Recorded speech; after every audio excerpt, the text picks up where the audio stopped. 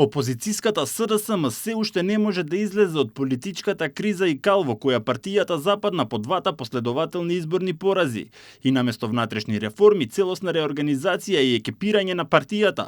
Лидерот Филипчев вниманието ќе го насочил не само кон уривање од власт на ВМРО ДПМН, туку и во борбата против авторитарните режими во регионот.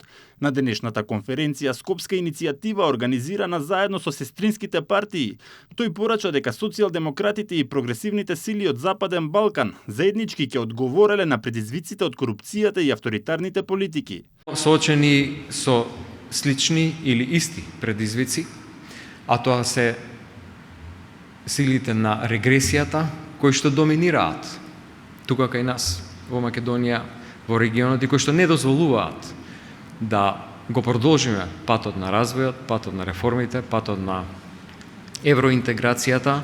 Мораме заеднички да се справиме, затоа што заедно сме посилни. Осврнувајќи се на самитот во Тиват, Филипче оцени дека се покажало и неосновани биле тврдењата на премиерот Мицкоски и ВМРО ДПМН, дека Европа не ја сакала Македонија. Според него, пораките од европските лидери Мерц и Макрон покажале дека вратата за земјава останува отворена и дека постои реална можност за напредок на евроинтегративниот пат. Сметам дека оваа врата, која треба да искористиме доека е отворена во оваа форма, да не ја испуштиме шансата, затоа што сепак станува збор за еднината на државата, за благосостојбата и квалитетот на живот на граѓаните кои живеат тука, кои што со децении го чекаат овој момент. Сме имале многу разочарувања.